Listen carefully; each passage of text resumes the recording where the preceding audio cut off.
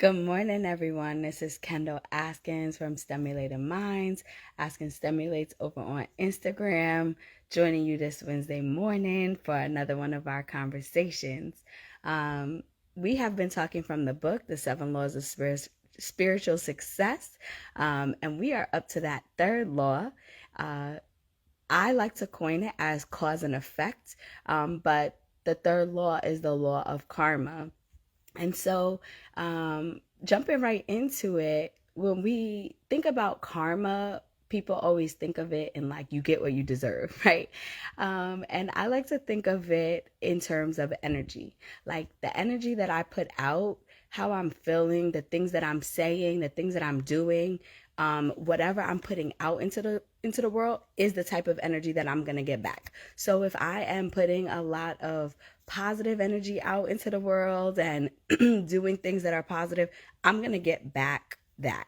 And if I'm putting a lot of negativity out into the world and that grumpiness and always pulling things down, then that's the energy I'm going to get back. And so often, we use this mentality that we have bad luck, right? Or things happen to only us, or we can't catch a break. When really we're not taking a moment to examine maybe the type of energy that we're putting out. And so if you take a moment and think about, well, what kind of energy am I putting out that all of this negative energy is returning to me? That can be a very powerful moment, a very painful moment, but a very powerful moment in helping you understand that you have choices. So often we don't realize that every single moment, every single thing that we do is a choice. And we have to be intentional about our choices, because those choices really are an indicator of the energy that you're putting out in this world, right? And so if you look at every moment as a choice and you think about to yourself, you really think about, okay, this choice that I'm about to make, you ask yourself questions about that choice, this choice. What are the consequences of this choice, right? What are the consequences of this choice? And will this choice bring me fulfillment? And I'm going to give you an example because often we think about choices and we think that choices have to be this big thing. Like, should I buy this house? Should I date this person? Should I buy this for dinner? Right? Those are like things that we think about as big choices. A choice could be something as simple as saying good morning to somebody. A choice can be something as simple as deciding whether or not you're going to go off on that person that made you feel a particular way. A choice could be something as simple as am I going to compliment this person that's walking by me right now? Like your choices are not these humongous things that we have to do all this debating. It can be something very simple. So when I think about saying good morning, right?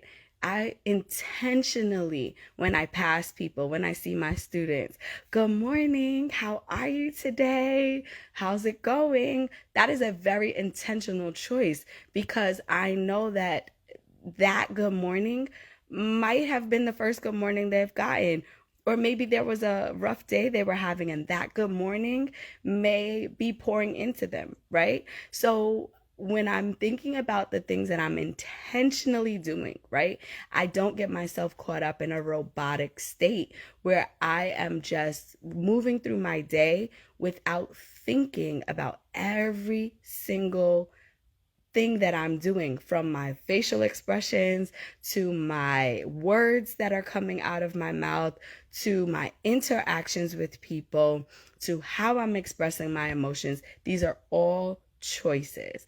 And so I want to empower you today to think about every moment as a choice, thinking about what are the consequences of that choice and does this bring me fulfillment? And then the last piece of that is that often when we make choices, there's two things that we can use to think about the choices we make. We can use our intellectual brain, right? Or our emotional, which is guided by our heart. And often we know what our instinct, our instinct, right, is what I like to say is our heart. Our heart knows the right choice all the time, right? And often we will ignore that. We will ignore our heart because we're trying to convince ourselves of something. And our heart will tell us if something is right or wrong. I am super guilty of ignoring my heart and having made justifications or rationalized why I should do something when my heart told me it was the wrong thing to do, right? Just to say, oh, well, I'm going to be extra positive with this. And so I want to encourage you to follow your heart, all right? So thinking about the law of cause and effect, I want you to remember those three things. Every single thing is a choice. Everything is a choice. You have choices in every single moment.